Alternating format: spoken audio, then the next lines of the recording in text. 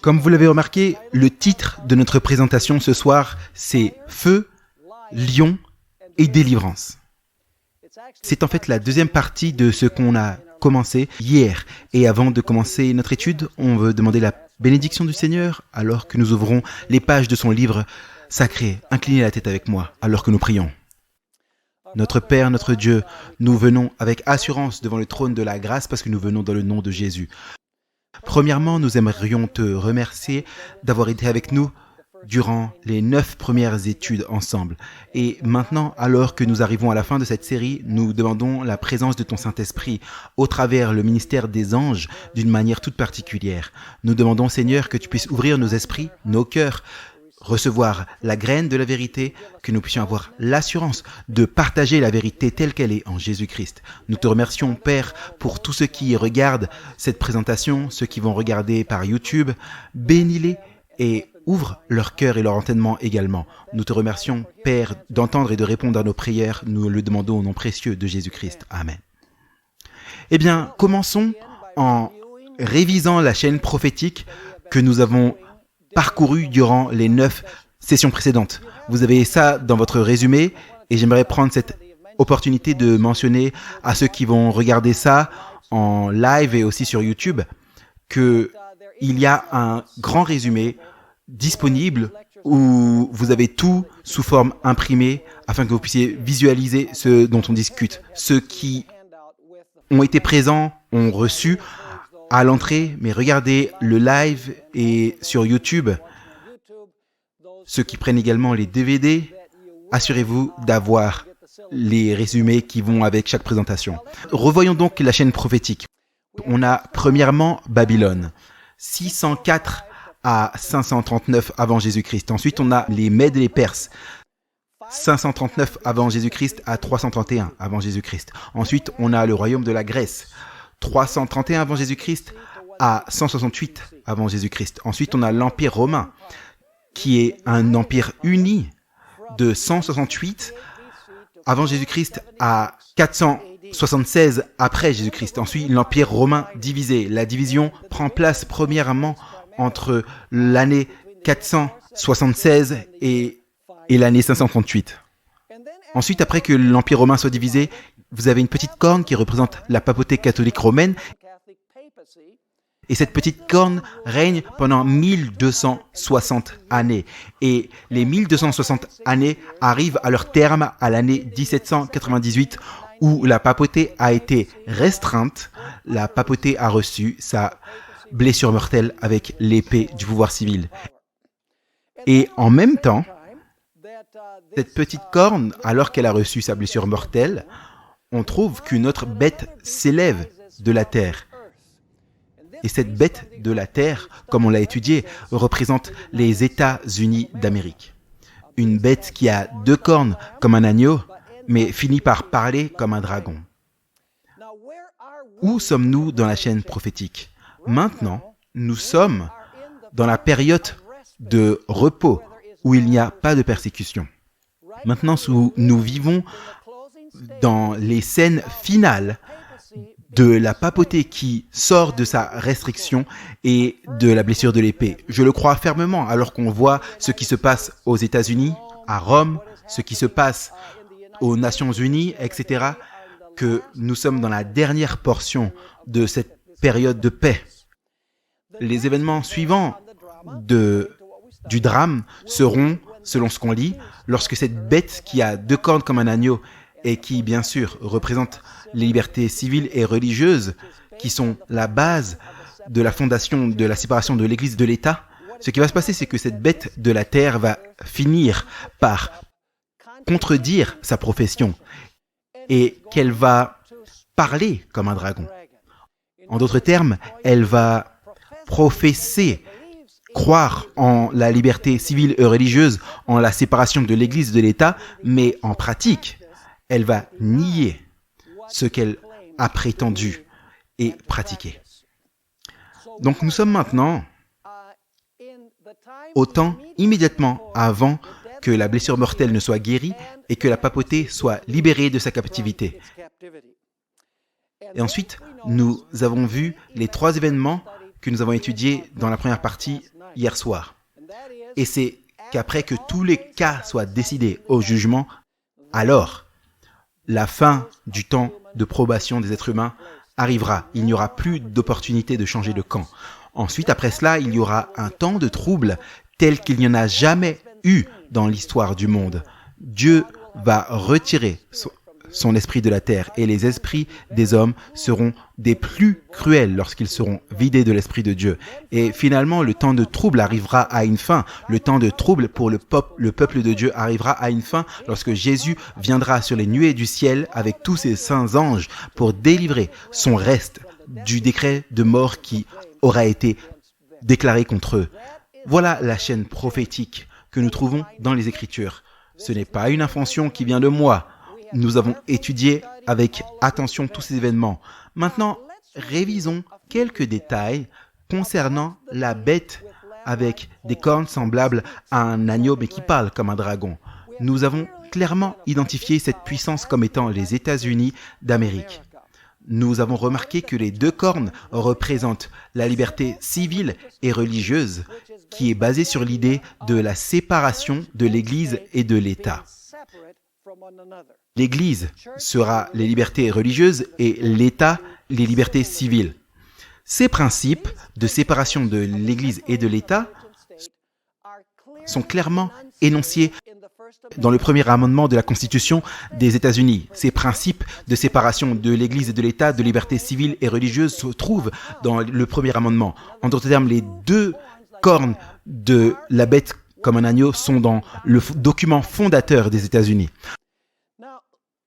Maintenant, vous vous souvenez qu'on a étudié que cette bête de la terre va faire tout ce qu'elle peut pour restaurer le trône de la bête qui a reçu la blessure mortelle, de la bête qui a été envoyée en captivité. Laissez-moi réviser les points principaux. Nous avons vu que cette bête de la terre va parler comme un dragon.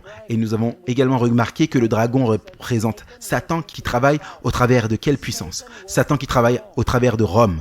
Nous avons également noté que cette bête de la terre va exercer toute la puissance de la première bête. Nous avons également vu qu'elle va faire tout en la présence de la première bête. En résumé, en la présence, c'est-à-dire pour le compte de la première bête. Elle va ordonner tout le monde d'adorer la première bête. Elle va faire une image à la première bête. Et elle va mettre en application la marque de la première bête. Donc vous remarquez que cette deuxième bête, cette bête de la terre qui représente les États-Unis, est en fait un instrument dans le retour de la liberté de la papauté de sa captivité et la restauration de l'épée du pouvoir civil à la papauté. Et nous voyons des signes que cela se produit actuellement. Il nous est rappelé les deux premières clauses du premier amendement de la Constitution. Les deux premières clauses du premier amendement doivent être connectées à la liberté religieuse. La dernière clause du premier amendement est connectée à la liberté civile. Remarquons, premièrement, les deux premières clauses du premier amendement de la Constitution. Voici comment c'est écrit. Le Congrès ne fera passer aucune loi. Le Congrès, c'est lui qui fait les lois. Le Congrès ne fera aucune loi concernant quoi? L'établissement de religion ou la prohibition de son libre exercice. En d'autres termes, le premier amendement de la Constitution interdit le Congrès d'écrire une loi qui établit une quelconque observation religieuse. Et elle interdit le Congrès d'écrire une loi qui interdirait aux gens de pratiquer librement leur religion. Une est appelée la clause de l'établissement et l'autre est appelée la clause du libre exercice. En résumé, ce que cela signifie, c'est que le Congrès ne pourrait jamais faire une loi qui met en place l'observation du dimanche ou interdit l'observation du sabbat, parce que ce serait établir le dimanche et interdire le libre exercice de l'observation du sabbat. Cependant, la prophétie nous dit que les États-Unis, même s'ils vont conserver les deux premières clauses du premier amendement, vont les contredire en pratique. Maintenant, non seulement nous avons dans le premier amendement une garantie de liberté religieuse en interdisant le Congrès d'établir une religion ou d'interdire le libre exercice de la religion, mais le premier amendement garantit également ce que l'autre corne représente. Il garantit la liberté religieuse pleine. Regardez la clause numéro 3 du premier amendement. Elle dit, je vais lire le premier amendement dans sa totalité, le Congrès ne fera passer aucune loi concernant l'établissement de religion ou le libre exercice de cette dernière. Ou, voici les lois, les droits civiques, ou empêchant la liberté d'expression. Est-ce que c'est un droit civique? Assurément. Ou de la presse. Une presse libre, est-ce que c'est un droit civil? Oui, assurément. Ou le droit du peuple de s'assembler paisiblement. Est-ce que c'est un droit civique? Oui. Ou de faire des pétitions au gouvernement pour demander des réparations. En résumé, ça veut dire que si quelqu'un vous fait une injustice, vous pouvez en appeler au gouvernement pour qu'il vous rende justice et de rééquilibrer les choses. Est-ce que c'est un droit civique? Oui, assurément, c'est un droit civique. Donc le premier amendement de la Constitution garantit la liberté religieuse et il garantit quoi? La liberté civile. Donc laissez-moi vous demander, y a-t-il une séparation entre l'Église et l'État dans le premier amendement? Oui, parce que le Congrès est interdit d'établir, de faire des lois religieuses, que ce soit établir une religion ou interdire le libre exercice de la pratique de religion. Maintenant, durant notre dernière étude, laissez-moi vous dire quelque chose avant de parler de notre dernière étude. Si le Congrès écrivait une loi pour mettre en place l'observation du dimanche et interdire le sabbat, laissez-moi vous demander, est-ce que cela va affecter vos droits civiques? Est-ce que cela va affecter votre liberté d'expression? Qu'est-ce que le gouvernement va faire si vous parlez contre ça? Vous allez être persécuté. Est-ce que cela va affecter votre droit de rendre public votre vision par TV, radio, journal qui sont contre la vision du gouvernement? Absolument. Est-ce que cela va affecter votre droit de vous assembler lors du Saint-Sabbat? Vous allez être forcé d'aller à l'église le dimanche. Est-ce que cela va affecter votre droit d'obtenir justice de la part du gouvernement? Ils vont vous dire non, on vous rend pas justice parce qu'on vous persécute parce que vous n'observez pas le dimanche. Laissez-moi vous demander, est-ce que lorsque les deux premières clauses du premier amendement sont transgressées, la troisième l'est aussi? Absolument. Lorsque le gouvernement s'implique dans la religion, au final, les gens perdent également leurs droits civiques, qui est la troisième clause du premier amendement. J'espère que vous comprenez ça et l'importance de cela.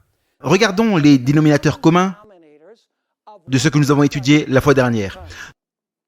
Nous avons vu que dans toutes les perspectives que nous avons de la fin du temps de probation, la tribulation et la seconde venue de Christ, la délivrance du peuple de Dieu, nous avons 6 dénominateurs communs. Premièrement, nous avons un reste fidèle. Deuxièmement, nous avons des ennemis du reste. Numéro 3, nous avons le reste qui traverse un temps de trouble difficile à cause de la persécution de leurs ennemis.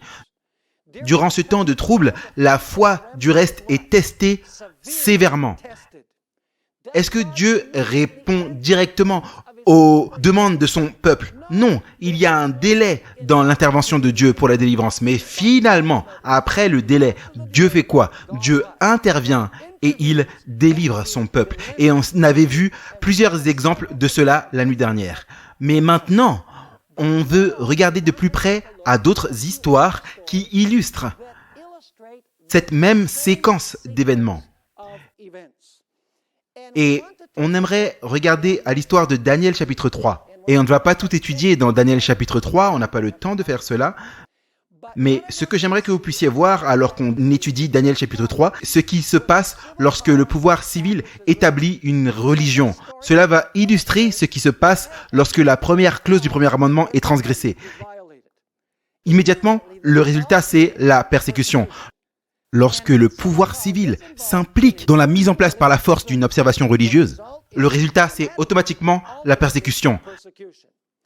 Daniel 3, en d'autres termes, est une illustration vivide de ce qui se passe lorsque le pouvoir civil viole la loi d'établissement du premier amendement de la Constitution. Donc Daniel 3 est un modèle réduit de ce qui va se passer à la fin des temps.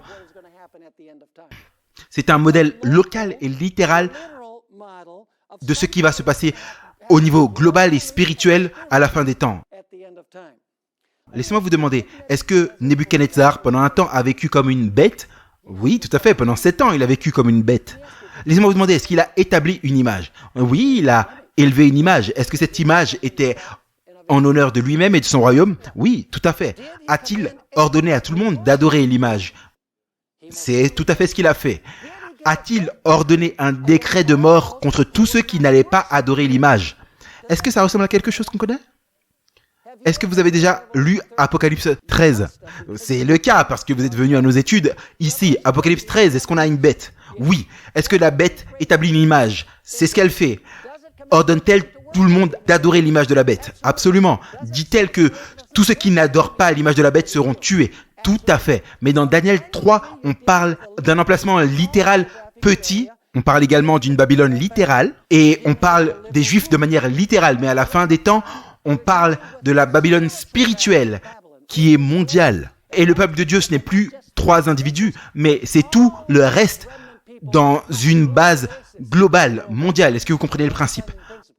Maintenant, examinons cette histoire de Daniel 2, de Daniel 3. Allez avec moi dans Daniel 3 et verset 15. Nebuchadnezzar a établi une image et a ordonné à tout le monde de l'adorer, sans quoi c'est la peine de mort. Mais il y a 3 jeunes hommes qui disent, c'est le reste, qui disent, on ne va pas adorer l'image de la bête, pour ainsi dire. Et le roi est très furieux. Et regardez ce qu'il dit dans Daniel 3, 15. Le mot-clé, c'est délivrance. N'oubliez pas délivrance. Daniel 12, 1, en ce temps-là, lorsque le peuple de Dieu est persécuté par le roi du Nord, Michael se lève pour les protéger. Et le peuple sera quoi? Délivré. Tout ce dont le nom est trouvé inscrit dans le livre. Maintenant, souvenez-vous de ce mot, parce que Daniel 3 et Daniel 6 illustrent Daniel 12, 1. Daniel 12, 1 est l'accomplissement mondial de Daniel 3 et de Daniel 6. Regardez le verset 15. Le roi dit, « Mais si vous ne l'adorez pas, à l'instant même, vous serez jetés au milieu de la fournaise de feu ardent. » Et regardez la question qu'il pose. « Et qui est le Dieu qui vous quoi? Qui vous délivrera de ma main. » Est-ce que le mot délivrer est un mot-clé? La bête lève, établit son image et ensuite elle met le décret et ensuite elle dit quel Dieu va vous délivrer de ma main. Eh bien c'est intéressant de remarquer la réponse des 3 jeunes Hébreux. On la trouve au verset 16. Shadrach, Meshach et Abed-Nego répondirent et dirent au roi Nebuchadnezzar, il n'est pas nécessaire que nous te répondions sur ce sujet. S'il est comme tu dis, notre Dieu que nous servons peut nous... Voici le mot-clé à nouveau, utilisé dans seulement 3 chapitres de Daniel. Daniel 3, Daniel 6 et Daniel 12, 1. Remarquez, il est dit, s'il est comme tu dis, notre Dieu que nous servons peut nous délivrer de la fournaise ardente. Et il fera quoi? Il nous délivrera de ta main, ô roi. Mais ils ne sont pas présomptueux. Ils aiment le Seigneur tellement qu'ils sont prêts à mourir. Et donc ils disent, et sinon, sache, ô roi, que nous ne servirons pas tes dieux et que nous n'adorerons pas la statue d'or que tu as dressée. Est-ce que le reste est en danger? Pas qu'un peu. Font-ils face à un décret de mort? Assurément, parce que le pouvoir civil a établi une observation religieuse. Est-ce que ces individus sont condamnés à perdre leur grand droit civique qui est la vie? Absolument. Maintenant, j'aimerais que vous puissiez voir Daniel 3 et verset 25. Quelqu'un vient dans la fournaise pour délivrer ces jeunes hommes. Remarquez Daniel 3, verset 25. Le roi Nebuchadnezzar regarde dans la fournaise et soudainement, il ne voit pas 3 personnes mais 4. Il dit, « Voici, je vois 4 hommes déliés se promenant au milieu du feu et ils ne sont point et ils n'ont aucun mal. Et l'aspect du 4e est semblable au Fils de l'homme. » Et les versions modernes disent un Fils de Dieu. Le fait est que l'esprit de prophétie nous dit que Daniel a décrit à Nebuchadnezzar à quoi ressemble le Fils de Dieu. Et Nebuchadnezzar savait que ça, ce n'était pas simplement un fils de l'un des dieux, c'était le Fils de Dieu. Mais maintenant, j'aimerais que vous puissiez remarquer quelque chose de très intéressant. Qui délivre dans Daniel 12:1? C'est Michael qui délivre. Et c'est qui, Michael? C'est l'archange qui délivre. Même s'il est dit ici que celui qui est dans la fournaise, c'est celui qui est le Fils de Dieu, j'aimerais que vous puissiez voir le verset 28. Nebuchadnezzar prit la parole et dit, ça c'est après qu'il soit sorti de la fournaise, « Béni soit le Dieu de Shadrach, Meshach et Abednego, qui a envoyé son... » Attends un instant, mais c'était pas le Fils de Dieu? Son ange. Quel ange? Michael, l'archange. Est-ce que vous me suivez ou pas? C'est le même Jésus qui délivre dans la fournaise ardente, qui va délivrer dans Daniel 12:1 à la fin des temps. Donc il a envoyé son ange, et regardez le mot, et a délivré ses serviteurs qui se sont confiés en lui. Et ils ont changé la parole du roi et ont livré leur corps afin de servir et de n'adorer aucun autre Dieu que leur Dieu. Maintenant, Nebuchadnezzar fait un décret illégitime. Nebuchadnezzar va dire, maintenant, tout le monde va devoir honorer le Dieu de ces trois jeunes hommes. Et s'ils ne le font pas, ils vont être découpés en pièces et leur maison sera renversée. Est-ce que c'est un décret légitime? Non. Le pouvoir civil ne peut pas vous empêcher d'adorer le vrai Dieu ou vous forcer à adorer de faux dieux. Vous ne pouvez pas être forcé dans la religion. Maintenant, regardez ce que le roi dit dans Daniel 3:28. Et on va lire 29 également. Nebuchadnezzar prit la parole et dit, « Béni soit le Dieu de Shadrach, Meshach et Abednego, qui a, regardez ça, qui a envoyé son ange et à quoi, c'est quoi le mot-clé encore? Et a délivré ses serviteurs qui se sont confiés en lui. » Regardez l'idée, c'est qu'ils se sont confiés en lui. Et ils ont changé la parole du roi et ont livré leur corps afin de ne servir et n'adorer aucun autre Dieu que leur Dieu. Et maintenant, regardez le décret. Et de par moi, l'ordre est donné quand tout peuple, peuplade, langue, quiconque parlera mal du Dieu de Shadrach, Meshach et Abednego sera mis en pièces et sa maison sera réduite en un tas d'immondices parce qu'il n'y a pas d'autre Dieu qui puisse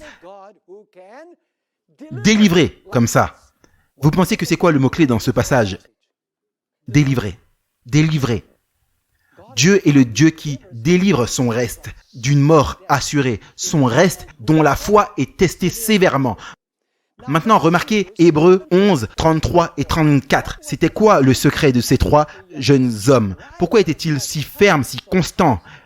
On a déjà lu qu'ils faisaient confiance en leur Dieu, qu'ils avaient la foi en Dieu. Hébreux 11, 33 et 34 qui parlent de cela. Il y a une longue liste des héros de la foi et ensuite on trouve ces paroles. Que dirons-nous de plus? Car le temps me manquera si je donne un discours de Gédéon, Barak, Samson, Jephthé, de David et de Samuel et des prophètes. Regardez ce qu'ils ont fait. Qui, par la foi, c'est-à-dire par la confiance, qui par la foi subjuguèrent des royaumes, accomplirent la justice, obtinrent les choses promises, fermèrent quoi? Par la foi, ils fermèrent la gueule des lions et par la foi, ils firent quoi d'autre? Ils éteignirent la force du feu. Donc, qu'est-ce qu'avaient ces trois jeunes hommes lorsqu'ils ont traversé l'épreuve de la bête, l'adoration de la statue et le décret de mort? Ils faisaient confiance à leur Dieu. Ils avaient la foi, selon Hébreux. Ils ont éteint le feu et fermé la gueule des lions. A-t-on tous les dénominateurs communs dans cette histoire? Y a-t-il un reste fidèle? Oui, les trois jeunes hommes. Y a-t-il des ennemis du reste? Absolument, le roi et ses conseillers. Est-ce que le reste passe par un temps de troubles sévères? Oui, c'est le cas. Font-ils face à un décret de mort? Y a-t-il une vraie angoisse et une épreuve pour eux? C'était assurément le cas. Maintenant, est-ce que Dieu a retardé dans la délivrance? Est-ce que Dieu pouvait les délivrer sans qu'ils ne soient jetés dans la fournaise ardente? Est-ce que Dieu a pris du temps dans sa délivrance? Vous savez quoi? S'il n'avait pas été jeté dans la fournaise, le royaume de Babylone n'aurait jamais vu à quel point Dieu est grand dans la délivrance qu'il accomplit. Donc Dieu va permettre que sa délivrance vienne plus tard afin que sa gloire puisse être manifestée lorsqu'il va finalement délivrer son peuple qui allait vers une mort certaine. Donc laissez-moi vous demander, ont-ils été délivrés après une période de délai? Oui, assurément ils ont été délivrés. Allons maintenant dans une autre histoire qui illustre la deuxième clause du premier amendement. le cas de quand est-ce que le libre exercice de la religion est interdit. Vous voyez, dans Daniel 6, on a une histoire similaire à Daniel 3. Mais ce n'est pas le roi qui établit une religion, c'est le roi qui interdit le libre exercice de la religion, qui est la deuxième clause du premier amendement de la Constitution. Regardons premièrement, c'était quoi la controverse? Daniel 6, verset 5. Vous vous souvenez qu'il y a un texte dans le livre d'Apocalypse qui dit « Le dragon était en colère contre la femme et alla faire la guerre au reste de sa postérité qui quoi? Qui garde les commandements de Dieu. » Le conflit final sera entre l'obéissance à Dieu et à ses commandements et à la désobéissance aux commandements de Dieu et l'adoration à Dieu ou à la bête. Donc le conflit à la fin des temps, c'est la loi et l'adoration. Absolument. Maintenant, remarquez ce qu'on trouve dans Daniel 6, verset 5. Et ces hommes, les conseillers du roi, dirent « Nous ne trouverons dans ce Daniel aucun sujet d'accusation, à moins que nous n'en trouvions contre lui à cause de quoi ? Concernant la loi de son Dieu. » Cet homme observe la loi de Dieu et on doit le pourchasser à cause de cela. Maintenant, regardez le verset 7 à 9. C'est là où le roi fait une loi. Soit dit en passant, il accepte les conseils de ses conseillers. Vous voyez, dans ces histoires, les conseillers, ce sont ceux qui seront les dangereux parce qu'ils trompent le pouvoir civil dans ce qu'ils font. Et les rois de la terre aujourd'hui feraient mieux d'écouter ce que je dis maintenant parce que le système religieux de la papauté semble vouloir le meilleur pour les rois de ce monde. Mais laissez-moi vous dire, mes amis, la papauté veut simplement renverser le trône des pouvoirs de ce monde aujourd'hui. Ils n'ont aucun amour pour les pouvoirs de ce civil de ce monde. Qu'importe à quel point les pouvoirs civils pensent que la papauté les aime. Donc il est dit, tous les présidents du royaume, les préfets, les satrapes, les conseillers, les gouverneurs ont tenu conseil ensemble pour établir un statut royal et mettre en vigueur une défense portant que quiconque fera une demande à quelque dieu ou à quelque homme, que ce soit durant 30 jours, excepté à toi, ô roi, sera jeté dans la fosse aux lions. Et ainsi Darius signa la pétition et il s'est dit « Oh, ces gars m'aiment vraiment ». Personne ne pouvait prier à aucun homme ou aucun dieu pendant 30 jours. Laissez-moi vous dire, est-ce que le roi a établi une observation religieuse? Non, il n'a pas fait ça.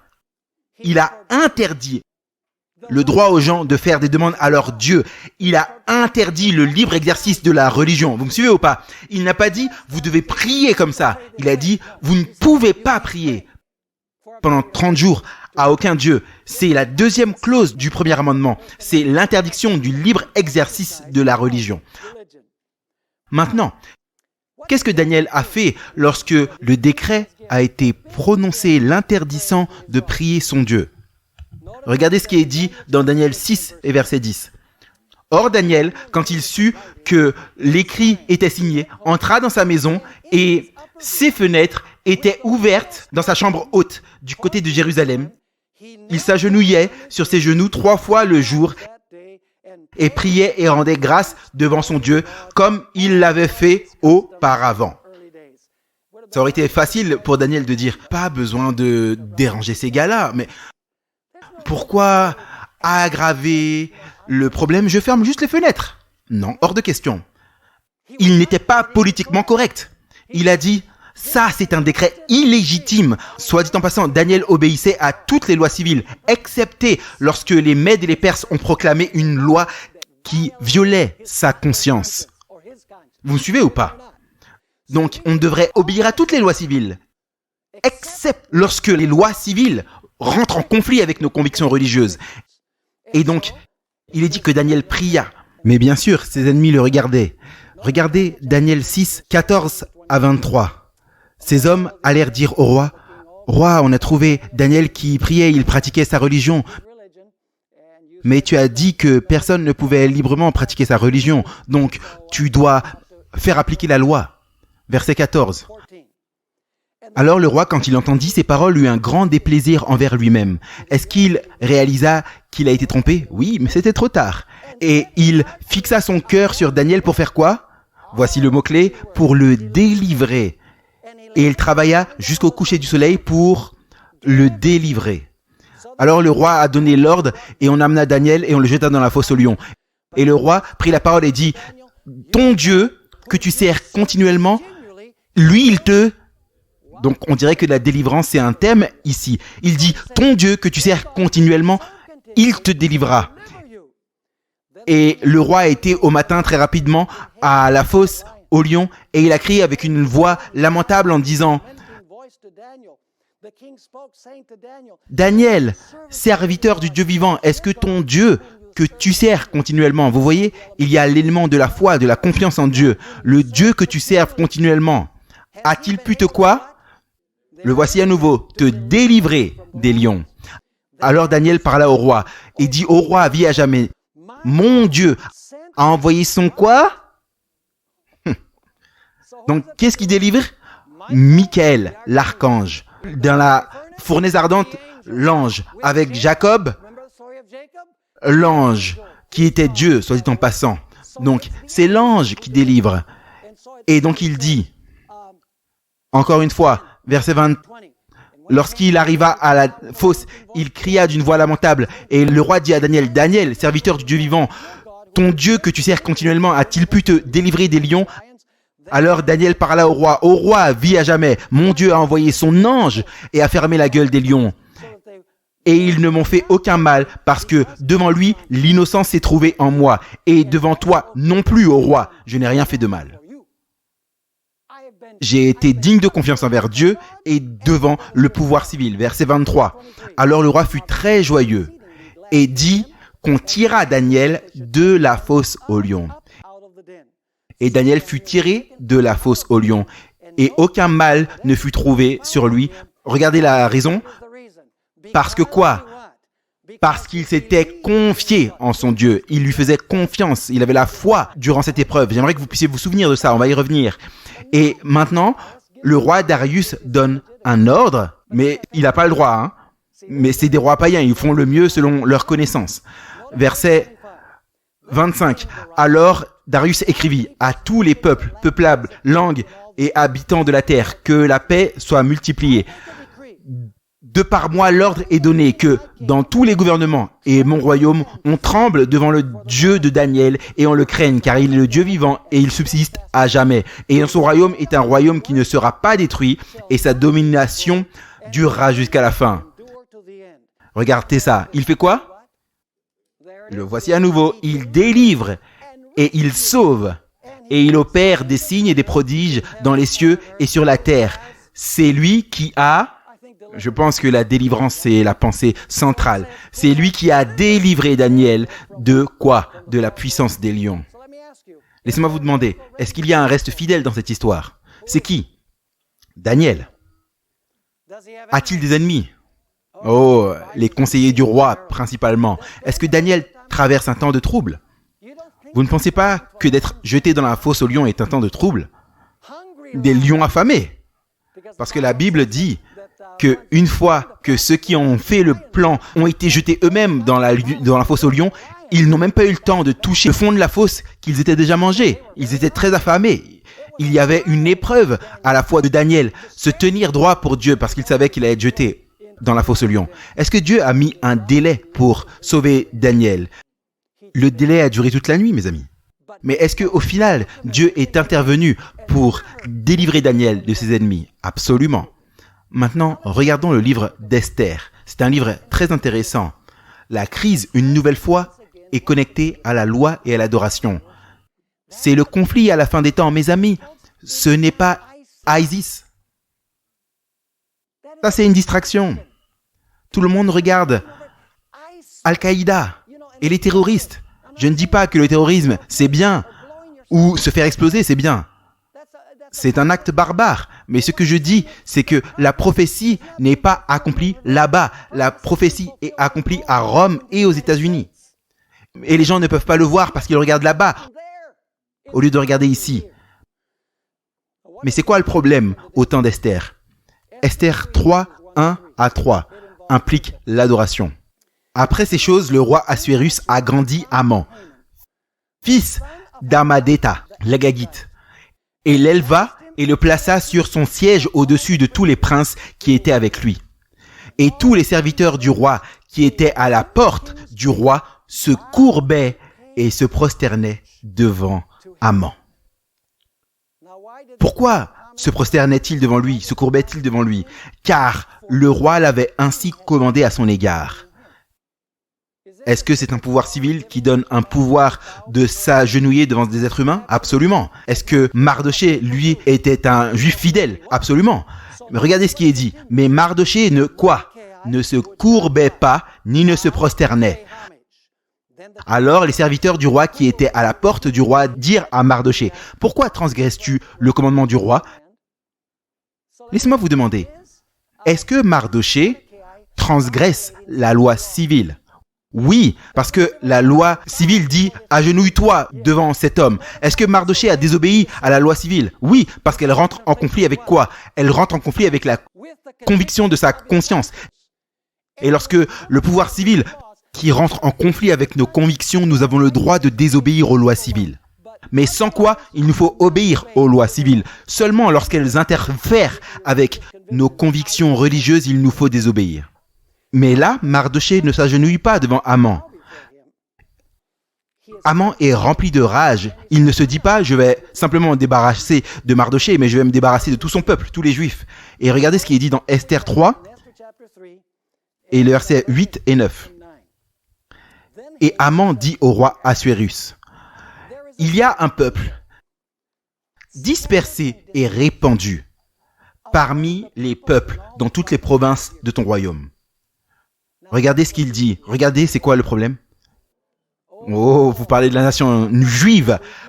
Leurs lois sont différentes de tous les peuples. Et parce que leurs lois sont différentes, à quelles lois font-ils référence? S'agenouiller et adorer. Et donc, il est dit ici, leurs lois sont différentes de toutes celles des peuples. Ils ne pratiquent pas les lois du roi. Par conséquent, il ne convient pas au roi de les laisser faire. Si le roi le trouve bon, qu'on écrive l'ordre de quoi? De les détruire. Est-ce que vous comprenez? Maintenant, est-ce qu'il y a un reste fidèle dans cette histoire? C'est qui le reste fidèle? Mardoché et les Juifs. Ont-ils des ennemis? Haman et sa femme. On n'a pas le temps de parler de sa femme. Mais sa femme était vraiment celle qui tirait les ficelles dans l'ombre. Est-ce que Mardoché et le peuple passent par un vrai temps d'épreuve et de crise? Lisons-le dans Esther 4, verset 3. Et dans chaque province, partout où parvint la parole du roi et son édit, il y eut un grand quoi? Deuil parmi les Juifs, des jeûnes et des pleurs et des lamentations. Beaucoup firent leur lit du sac et de la cendre. Est-ce que vous pouvez voir l'angoisse et l'agonie du peuple alors qu'il traverse ce temps de trouble, lorsque le décret de mort a été prononcé contre eux? Est-ce que la foi du peuple de Dieu est testée sévèrement durant cette épreuve? Est-ce que Dieu a retardé son intervention pour les délivrer? Tout ce que vous avez à faire, c'est lire l'histoire d'Esther. Dieu aurait pu les délivrer instantanément. Mais il y a toute une série d'événements qui se produisent alors que le décret de mort est prononcé. Il y a toutes sortes d'événements que Dieu utilise pour finalement délivrer son peuple. Il ne les délivre pas instantanément. Mais laissez-moi vous demander, est-ce qu'à la fin, il intervient et il délivre son peuple d'une mort certaine? Laissez-moi vous lire cette citation d'Ellen White. Elle dit, dans le volume 5 des témoignages, à la page 450, le décret qui doit sortir contre le peuple de Dieu à la fin des temps sera similaire à celui qui a été émis par Assuérus contre les Juifs au temps d'Esther. Est-ce qu'il nous faut étudier par conséquent le livre d'Esther? Absolument. L'édit perse est sorti de la malice d'Haman envers Mardoché. Pas que Mardoché lui ait fait du mal, mais il avait refusé de le révérer, ce qu'on doit faire qu'à Dieu. Est-ce que c'est un problème d'adoration? Assurément. La décision du roi contre les Juifs a été assurée par un faux prétexte, par une mauvaise représentation de ce peuple particulier. Est-ce que le peuple de Dieu va recevoir une mauvaise représentation à la fin des temps? Lisez la Bible, lisez les écrits d'Ellen White, vous allez voir ce qui est dit à la fin des temps.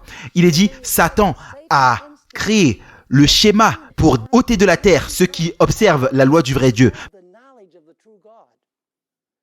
Mais son plan a été défait par un contre-pouvoir qui règne parmi les enfants des hommes.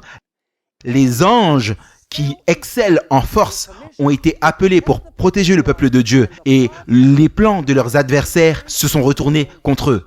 Ensuite, elle fait l'application. Le monde protestant aujourd'hui voit en la petite compagnie qui observe le sabbat un Mardoché à la porte. Son caractère et sa conduite expriment une révérence pour la loi de Dieu et sont un reproche constant pour ceux qui se sont détournés de la crainte de l'Éternel et foulent aux pieds son sabbat. L'intrus non désiré doit, par n'importe quel moyen, être mis hors d'état de nuire. Est-ce que vous comprenez ce qui est dit? Donc laissez-moi vous demander, est-ce que tous les éléments dont nous parlons se trouvent dans cette histoire? Absolument. Vous savez, la plus belle partie de ces histoires, c'est la délivrance finale. Dieu a le dernier mot. Il délivre ceux qui ont la foi en lui, ceux qui lui font confiance. Mais le plus grand exemple dans la Bible de ces éléments dont nous parlons, c'est l'expérience de Jésus. L'expérience de Jésus a tous ces dénominateurs communs que nous avons décrits. Le reste fidèle, dans ce cas, ce serait Jésus-Christ. À la fin de sa vie, est-ce que Jésus a eu beaucoup d'ennemis qui voulaient lui faire du mal? On peut simplement mentionner Satan, Judas, on peut parler de Caiaphas, les leaders religieux, les Sadducéens, les Hérodiens, qui ont poussé la populace à chercher à se débarrasser de Jésus. Est-ce que Jésus est passé par un sévère temps de trouble et d'angoisse à cause de la persécution de ses ennemis? Absolument. Regardez Matthieu 26 et verset 37. Jésus, lorsqu'il est à Gethsémani, il dit « Mon âme est profondément abattue, même jusqu'à la mort. » Et vous vous souvenez qu'au jardin de Gethsémani, il fait monter une prière à son Père et il dit « Père, si cette coupe de ta colère peut s'éloigner de moi parce que je dois boire cette coupe de ta colère parce que je porte les péchés du monde, si cette coupe de ta colère peut s'éloigner de moi, que les choses soient ainsi. Cependant, non pas ma volonté mais ta volonté. » Mais la Bible dit qu'il transpirait de grosses gouttes de sang à cause de l'angoisse et du temps de trouble par lequel il passait. Et ensuite Jésus, alors qu'il était sur la croix, il a crié « Mon Dieu, pourquoi m'as-tu abandonné ?» C'est le temps de trouble de Jésus. Soit dit en passant, ce temps de trouble est décrit dans Hébreux 5 et verset 7. Il est dit la chose suivante. Qui, au jour de sa chair, lorsqu'il offra avec prière et supplication, c'est ce qui s'est passé à Gethsémani, avec prière et supplication, avec de grands cris et des larmes à celui qui est en mesure de le sauver de la mort, a été entendu à cause de sa crainte divine. Ellen White décrit l'angoisse de Jésus et comment il était en mesure d'avoir la victoire dans ce temps terrible de trouble. Elle écrit dans Jésus-Christ, page 756, « Au milieu des ténèbres épaisses, apparemment abandonnées de Dieu, le Christ avait vidé jusqu'à la lie la coupe de la souffrance humaine. Pendant ces heures effroyables, il s'était reposé sur quoi?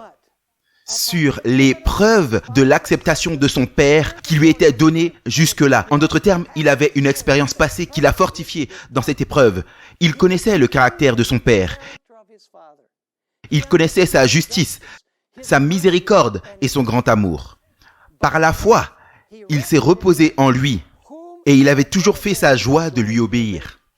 Et dans une entière soumission, il se remit entre les mains de Dieu. Il cessa de se sentir privé de la faveur de son Père. Par la foi, Christ fut quoi? Fut victorieux. Jésus ne dépendait pas de ses sentiments et de ses émotions dans le temps de trouble. Il s'est senti séparé de son Père. Il a senti le poids du péché. Il s'est dit que le poids du péché était si lourd qu'il ne verrait jamais la face de son Père à nouveau. Et cependant, il faisait confiance aux promesses de son Père. C'est ça que la Bible appelle la foi de Jésus. Laissez-moi vous demander, y avait-il un délai dans l'intervention du Père pour délivrer Jésus? Est-ce que Jésus est mort, oui ou non? Bien sûr qu'il est mort. Est-ce que son Père l'a délivré de la mort? Non, il y a eu un délai. Est-ce que le Père, au final, l'a délivré de la mort? Oui, mais il y a eu un délai. J'aimerais que vous puissiez remarquer ce qu'on trouve dans Hébreux 5 et verset 8. Pourquoi Dieu a-t-il permis à Jésus de passer par ces épreuves-là? Ça nous est dit dans Hébreux 5, 8. Bien qu'il fût un fils, il a appris quoi? L'obéissance par les choses qu'il a souffertes. Donc, qu'est-ce qui se passe lorsqu'on traverse ces épreuves? On apprend à obéir, à faire confiance à Dieu, à avoir la foi en Dieu, à avoir une confiance implicite en Dieu, afin que rien dans ce monde puisse secouer notre confiance en lui. Laissez-moi vous demander, même s'il y avait un délai, et on dirait que Dieu n'a pas répondu à Jésus, mon Dieu, pourquoi m'as-tu abandonné? Ensuite, il est mort. Il y a eu un délai. Combien de temps le délai a-t-il duré? Il a duré du vendredi après-midi à environ vers 3 heures jusqu'à très tôt le premier jour de la semaine. Donc après le délai, est-ce que Jésus va être délivré par son Père? Absolument. Remarquez cette déclaration d'Ellen White. On la trouve dans le Youth Instructor le 2 mai 1901. Il est dit là: celui qui est mort pour les péchés du monde devait demeurer dans la tombe durant le temps alloué. Il était dans cette prison de pierre, un prisonnier de la justice divine. Il était dans la tombe, un prisonnier de la justice divine. Et il était responsable devant le juge de l'univers. C'était qui le juge de l'univers? Le Père. Il portait les péchés du monde et son Père ne pouvait que le délivrer. Ce serait quoi un synonyme de libérer? Délivrer, absolument. Seul son Père pouvait le délivrer. Et je sais que certaines personnes pensent à Jean 10, 17, où Jésus dit « J'ai le pouvoir de donner ma vie et de la reprendre ». Mais les gens ne lisent pas les deux versets en entier. Lisons Jean 10, 17 et 18. Par conséquent, mon Père m'aime, dit Jésus, parce que je donne ma vie afin que je puisse la reprendre. Il est dit, il donne sa vie afin qu'il puisse la reprendre. Personne ne me l'ôte, mais je la donne de moi-même. Il dit, et là, j'ai le pouvoir, mais c'est une mauvaise traduction. Pouvoir, ce n'est pas dynamos, mais exercia, qui est mieux traduit par autorité. Il dit, j'ai l'autorité de la quitter et l'autorité de la reprendre. Pourquoi Jésus a-t-il l'autorité de la donner et de la reprendre? Est-ce que c'est à cause de lui ou est-ce qu'il a reçu la permission de son Père? Lisons la dernière partie du verset 18. J'ai reçu cet ordre de mon Père. Donc, ce qui se passe le premier jour de la semaine, c'est que Jésus était un prisonnier de la justice divine et le Père envoie 2 anges. L'un roule la pierre, s'assoit sur la pierre et l'autre se met debout devant la pierre et dit « Ô toi, fils de Dieu, ton Père t'appelle ». Et Jésus sort de la tombe par une vie qui était en lui. Mais son Père était celui qui a autorisé à Jésus à reprendre sa vie une nouvelle fois. Il dit « J'ai reçu ce commandement de mon Père ». Est-ce que Jésus était donc délivré de son Père? Assurément, il l'a été. Ça, c'est la chose magnifique. Donc, est-ce que vous savez qu'on va répéter l'histoire de Jésus? Écoutez cette magnifique déclaration de Review and Herald le 14 avril 1896. Cela vous donne des frissons, du moins moi ça m'en donne. Les forces des puissances des ténèbres vont s'unir avec les agents humains qui se sont donnés au contrôle de Satan. Et les mêmes scènes, écoutez, les mêmes scènes qui ont été démontrées lors du procès, du rejet et de la crucifixion de Christ vont être ravivées. Est-ce qu'on va passer par la même épreuve? Oui. Et regardez ce à quoi cela va ressembler. En se soumettant aux influences sataniques, les hommes seront changés en démons. Et ceux qui ont été créés à l'image de Dieu, qui ont été formés pour honorer et glorifier leur Créateur, deviendront l'habitation des dragons. Et Satan verra dans une race apostate son chef-d'œuvre du mal, des hommes qui reflètent sa propre image. Voici ce par quoi le peuple de Dieu va passer. Voilà pourquoi je peux vous assurer que Jésus ne va pas simplement nous prendre et partir. Son esprit va être ôté des impénitents, mais son esprit ne va pas être ôté du peuple de Dieu, parce que personne ne survivrait. Donc, laissez-moi vous demander, va-t-il y avoir une génération à la fin des temps qu'on peut appeler la génération fidèle? Absolument. Apocalypse 13, 10 nous dit, voici ceux qui gardent les commandements de Dieu et ont la quoi? La foi de Jésus. Et dans Apocalypse 13, ça c'était 14, 12. Apocalypse 13, 12, il est dit, voici la patience des saints. Il parle ensuite de ceux qui gardent les commandements de Dieu et voici la persévérance ou la patience des saints. La grande question c'est donc, pourquoi est-ce que Dieu va permettre à son peuple de traverser ce temps de troubles sévères? Pourquoi ne pas simplement les épargner et les sortir du monde avant la tribulation, comme la plupart des chrétiens le croient? Je pense que la meilleure explication se trouve dans l'histoire de Job. Vous vous souvenez de l'histoire de Job? Il y avait ce conseil au ciel avec tous les représentants de l'univers sont venus se présenter devant le Seigneur. Et bien sûr, Satan vint représenter la planète Terre parce que avant la mort de Jésus sur la croix, Satan était le prince de ce monde. Mais Jésus a dit, il va être expulsé lorsqu'il allait mourir. Donc Dieu dit avec assurance à Satan, d'où viens-tu? Il dit de parcourir la terre, de parcourir mon territoire. Est-ce que tu as vu mon serviteur Job? Il vit dans ton territoire, mais il est mon serviteur. Et Satan dit, oui, bien sûr, il est ton serviteur. Tu le protèges, tu as fait une haie autour de lui, tu ne me permets pas de le toucher. Mais si tu me permets de le toucher, tu vas voir qu'il va te maudire en face. Il ne te sert pas parce qu'il t'aime, il te sert par intérêt personnel. Si tu me laisses le toucher, il va te maudire. Si Dieu avait dit à Satan, non, je ne te crois pas, tu es un menteur. S'il avait dit ça devant le conseil aurait pu dire, mais qui sait, peut-être que Satan a raison. Et donc Dieu dit, ok, vas-y. Fais ce que tu veux, prends tout ce que tu veux de lui. Donc le diable y va et prend tout ce que Job a. Toutes ses possessions matérielles disparaissent. Après l'épreuve, Job dit, Dieu a donné, Dieu a repris. Que le nom de l'Éternel soit béni. Il n'a pas péché contre Dieu, il n'a pas blasphémé Dieu. Donc, est-ce que le diable avait l'air vraiment en mauvaise position devant les représentants de l'univers? Il est toujours mauvais, Dieu a toujours la bonne place. Ils ont vu que Job sert Dieu même lorsque Dieu enlève sa protection. Et donc au second conseil de l'univers, Dieu dit encore une fois, as-tu vu mon serviteur Job? N'est-ce pas inspirant que malgré que tu lui aies enlevé toute chose, il conserve son intégrité? Et le diable dit, ah mais bien sûr, tu ne m'as pas laissé le toucher. Si tu me laisses le toucher, tu vas voir qu'il te sert simplement pour le pain et les poissons, par intérêt. Et Dieu aurait pu dire, non mais tu es un menteur. Et le conseil céleste aurait pu dire, ah non, peut-être que Satan a raison. Donc Dieu dit, ok, vas-y, mais ne le tue pas parce que sinon l'épreuve sera terminée. Mais fais tout ce que tu veux, mais ne le tue pas. Donc le diable y va, afflige Job et lui donne un ulcère malin de la plante des pieds au sommet de la tête. Et il se grattait avec un tesson de bouteille. Et sa femme l'abandonne, elle dit, maudit Dieu et meurt. Et ça vient du diable, elle est devenue un instrument du diable. Et ses 3 amis viennent le conseiller et ils deviennent ses accusateurs. Tout s'est retourné contre Job. Il traverse un temps de trouble sévère. Il a perdu toutes ses possessions, il a perdu le soutien de sa femme, le soutien de ses amis, sa santé. La nation crache à son visage, on peut le lire. Tout ce qui l'aimait auparavant, maintenant le déteste. Il n'y a personne.